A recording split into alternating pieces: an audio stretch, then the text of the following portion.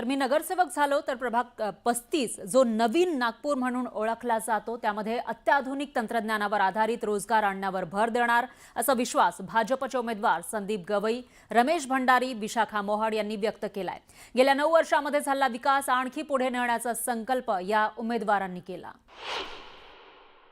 तर सामान्य जनतेचे जे प्रश्न आहेत, मग ते कसं असते की कोणतेही प्रश्न आहेत सामान्य जनतेचे जे प्रश्न आहेत ते प्रश्न मी गेल्या 10 वर्षापासून सोडवतो आहे।